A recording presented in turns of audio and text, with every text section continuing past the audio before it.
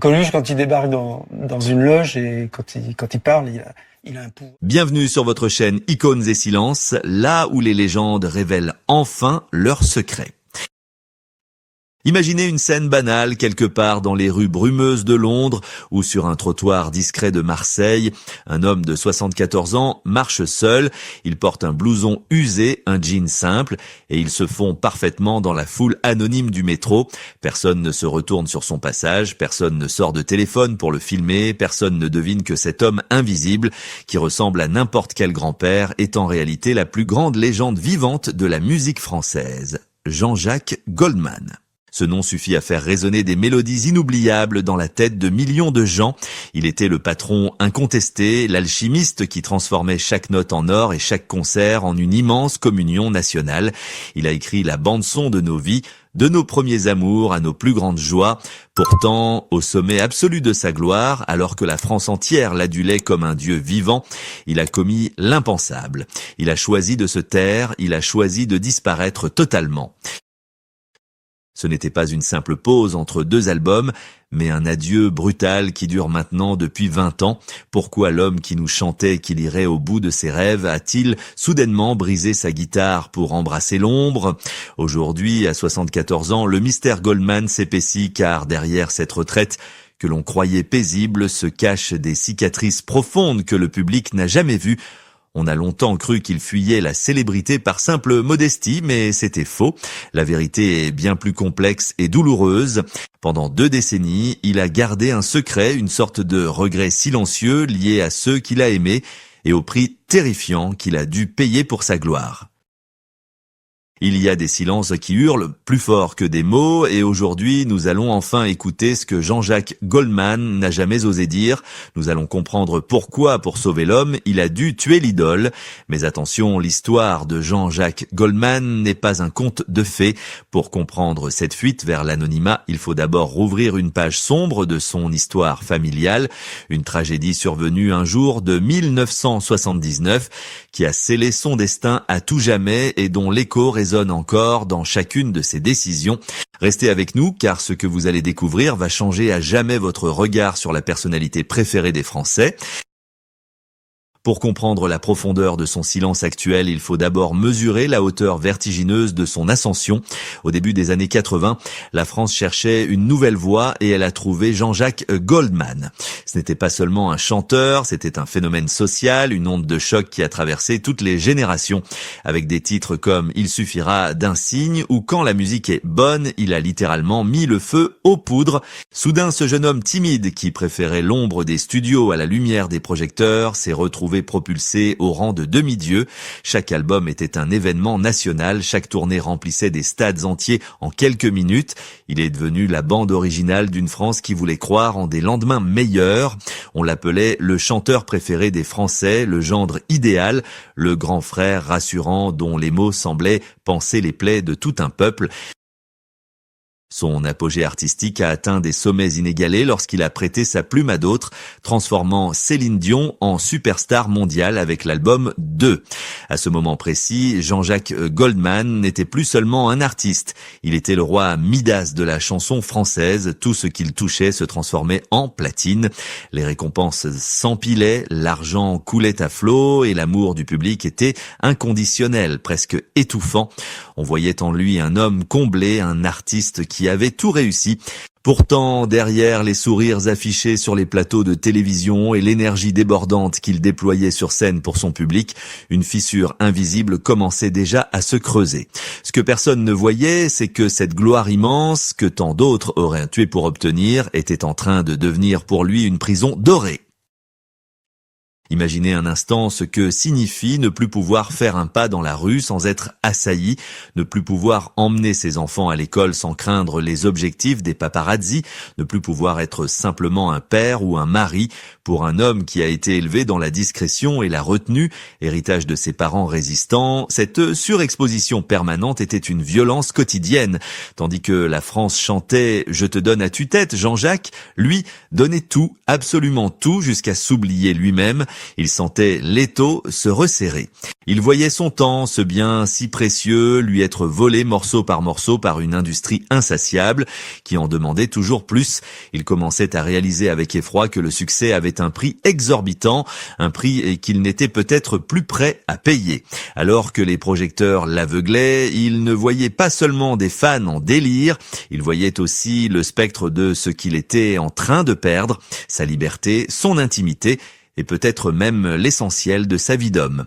C'est précisément au cœur de ce triomphe éclatant que les premières graines du regret ont été semées, des graines qui allaient germer lentement pour le conduire des années plus tard à prendre la décision la plus radicale de sa vie. Mais avant d'en arriver là, il a dû traverser une épreuve bien plus sombre, une réalité brutale de la célébrité qui allait le marquer au fer rouge et lui faire comprendre que le rêve était en train de virer au cauchemar. Alors que la France entière dansait sur ses tubes, l'homme derrière le micro commençait à suffoquer lentement. C'est ici que l'histoire de Jean-Jacques Goldman prend une tournure plus sombre, loin des paillettes et des sourires de façade. Le show business est une machine vorace, un monstre insatiable qui ne voit pas les artistes comme des êtres humains, mais comme des produits à consommer jusqu'à la dernière goutte.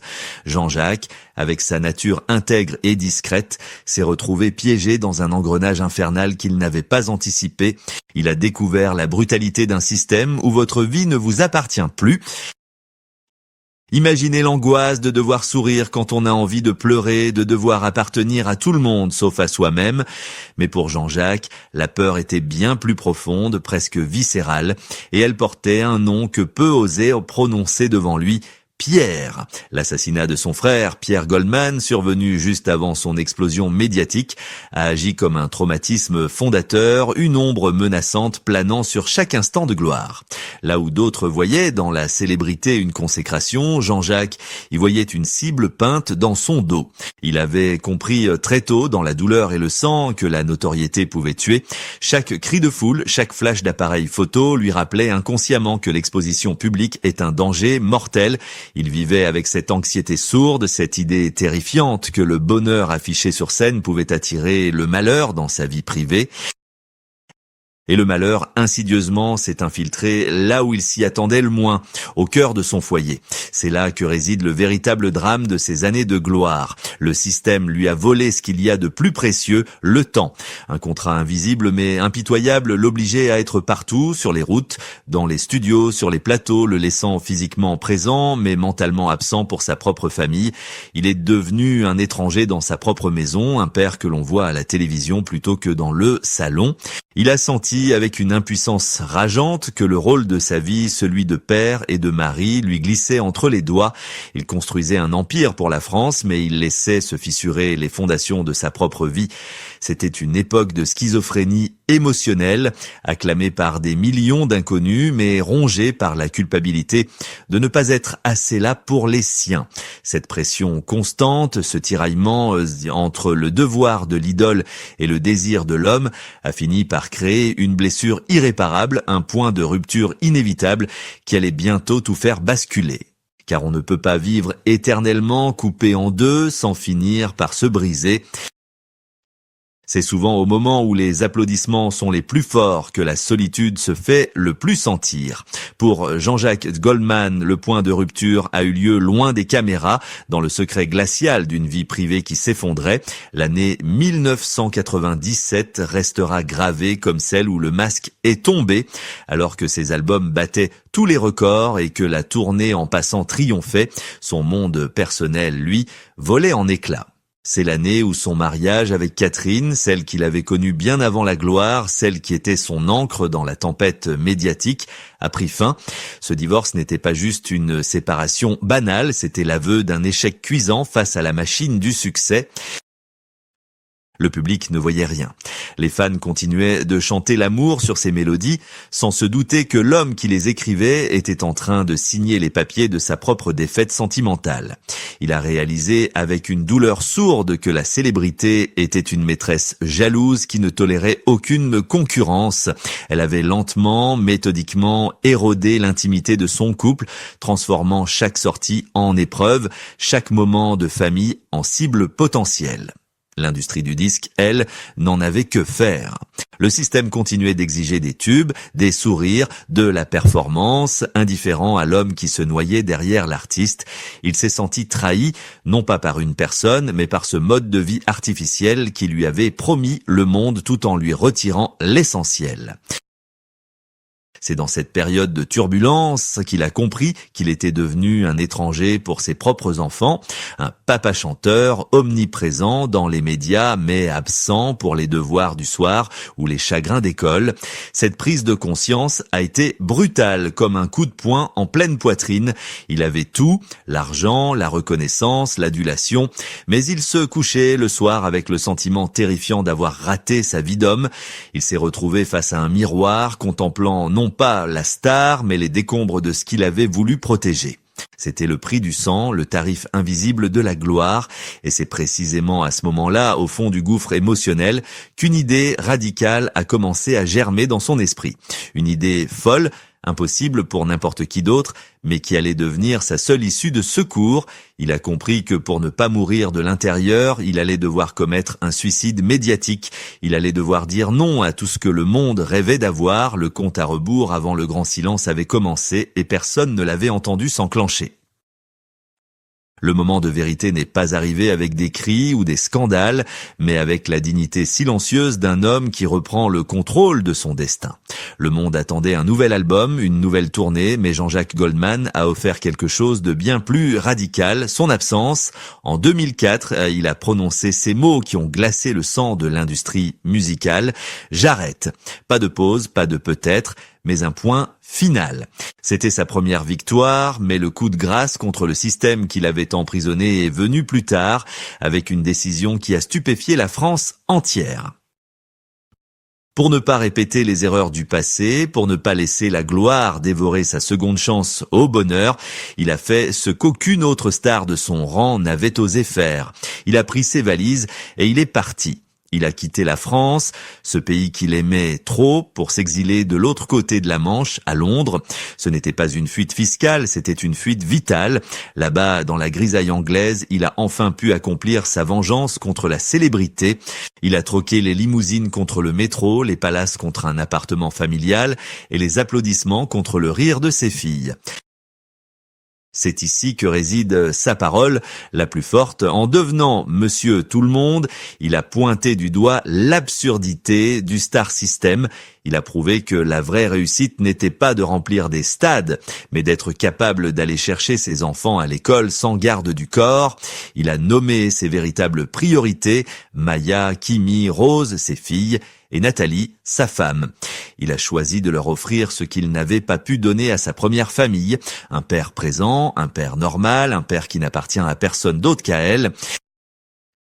Ce silence qui dure depuis 20 ans est en réalité un cri assourdissant.